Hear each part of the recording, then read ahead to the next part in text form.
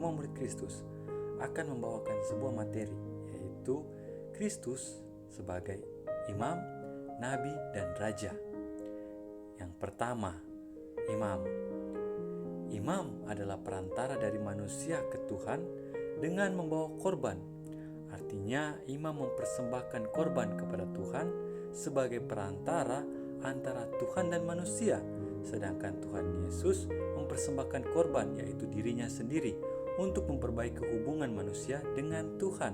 Nah, Yesus sebagai imam atau Kristus sebagai imam adalah penghubung antara manusia dengan Tuhan, di mana manusia ini mempersembahkan korban kepada Tuhan, tetapi Yesus mempersembahkan dirinya sendiri kepada Tuhan.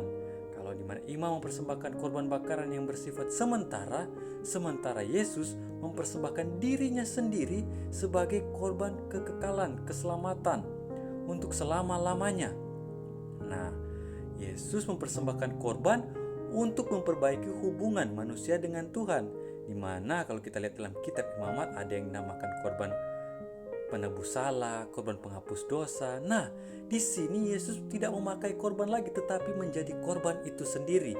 Artinya dia imam sekaligus korban persembahan. Dia ini adalah penghubung antara manusia dengan Tuhan. Yang kedua, nabi. Nabi adalah pembawa pesan ilahi atau firman dan menyampaikan firman Allah.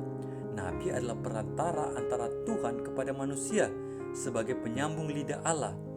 Akan tetapi Yesus adalah nabi bukan sebagai pembawa firman, melainkan firman itu sendiri. Dalam Yohanes 1 ayat 1, pada mulanya adalah firman, firman itu bersama-sama dengan Allah dan firman itu adalah Allah. Nah, nabi adalah perantara antara Allah kepada manusia. Apa yang Allah ingin sampaikan kepada manusia disampaikan melalui nabi. Apa yang Allah inginkan manusia dengar disampaikan kepada nabi. Yesus juga seperti itu. Tapi bedanya dia bukan membawa firman, tetapi dia sendiri adalah firman.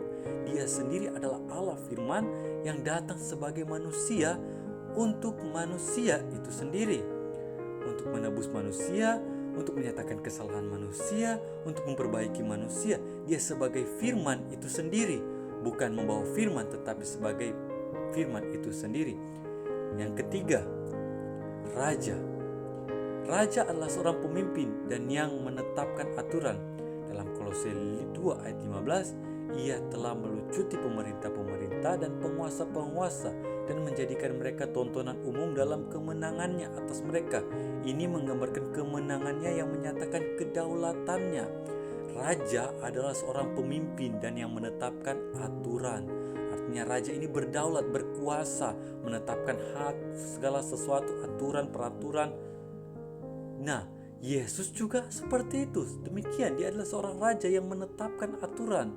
Dia mengalahkan, seperti dalam Kolose 2 ayat 15, ia melucuti pemerintah-pemerintah dan penguasa-penguasa dan menjadikan mereka tontonan umum dalam kemenangannya atas mereka.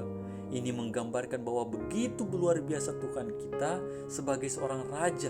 Ia raja di atas segala raja. Karena apa? Karena dia melucuti pemerintah dan penguasa-penguasa.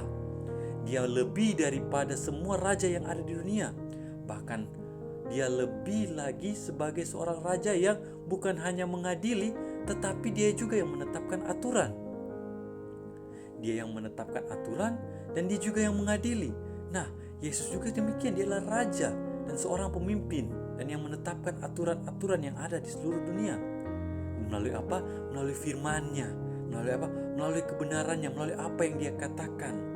Nah, itulah definisi dari Tuhan kita. Yesus Kristus adalah sebagai imam, di mana dia adalah sebagai penghubung antara manusia dengan Allah dan sebagai korban untuk mendamaikan, untuk memperbaiki hubungan manusia dengan Tuhan. Dia juga sebagai nabi, sebagai perantara antara Allah dengan manusia. Tetapi yang membedakan bukan dia yang membawa firman, tetapi dia sendiri yang sebagai firman. Dan dia juga sebagai raja, di mana dia ini adalah seorang pemimpin yang memimpin kita semua dan yang menetapkan aturan bagi semua yang mengikutinya. Puji nama Tuhan. Sekian dan terima kasih.